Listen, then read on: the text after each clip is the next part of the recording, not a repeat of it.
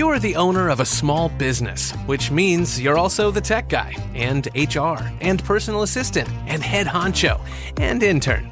You could use another pair of hands, like the experts you'll find at Verizon Small Business Days, April 21st through 27th. Get a free tech check, special deals, and more.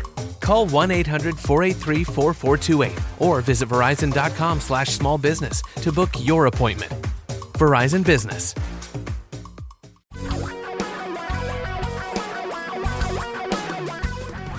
Reality radio for a really great future. We're talking real money. Hi, this is Tom Cock. Recently, the third quarter 2020 concluded. Many of you want to look back, say what happened, what was good, what was bad. What lessons can we learn from the third quarter? Well, and recently, the last month of the quarter was not the best. September was pretty rocky. And 2 months prior to that were pretty doggone good. And let's talk a little bit about the third quarter, okay? First of all, the big picture, U.S. stocks had a terrific quarter. Made 9.2%. Wow. Those of you who poor souls invest internationally, oh, that's right, that's me. We only made 4.9. Well, of course, I own the U.S. stocks too. I also own emerging markets. They were up 9.5% in the quarter. Real estate investment trusts, only 2.3% up. And again, you poor souls who own bonds, yes, I'm one of those. The aggregate bond made a little more than half of 1%. The best performing asset class of this period hadn't been doing much lately. Emerging markets, small cap up over 11%. The worst, well, the one I just mentioned, the aggregate bond. What can we learn from all this? Well, one thing we can learn is maybe you got lucky. Maybe you're in a mutual fund that made a lot of money and it worked out really well for you. Then again, maybe it didn't, but here's an interesting report from your friends at the Wall Street Journal. Now, their job is to do this kind of reporting. I don't like it because I think it gets people excited about things that they shouldn't be excited about. But in their recent investing in funds and ETFs section, actual print, yes, I still read an actual newspaper. I can hear Don chortling in the background. They had the best mutual funds for the last 12 months. Big article, nice picture of the gang that manages the money. And it turns out, hey, wait a minute. They're right across the lake. They're based here in beautiful Seattle, Washington. The Zevenbergen Genea Fund, ZVGIX,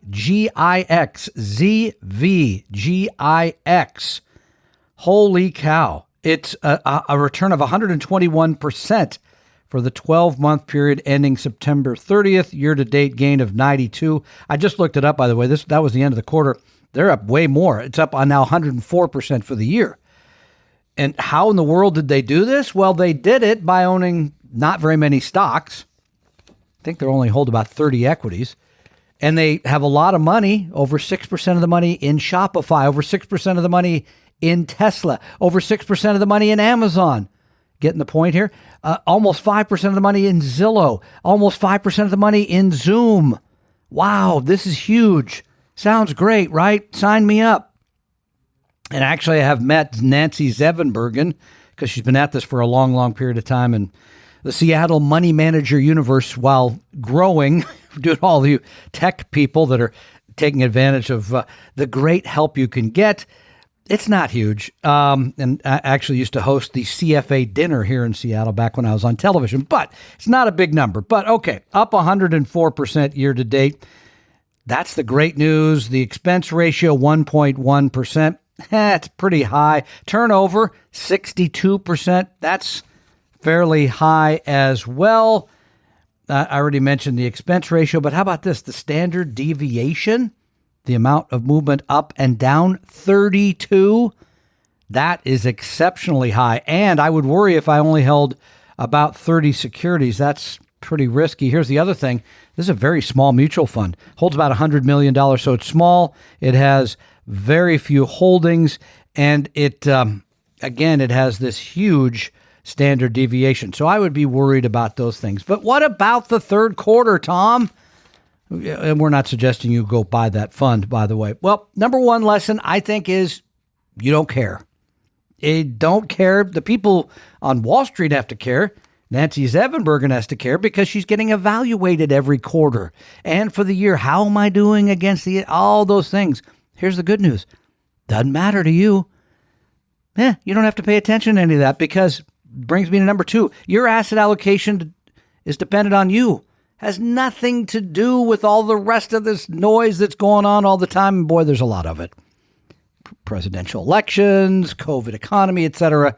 It doesn't matter. And that brings me to number three. The other big lesson, don't chase returns. Do not go run out and buy this fund because it's been hot. We know the track record is littered with mutual funds that got hot and then disappeared. It's happened over and over and over.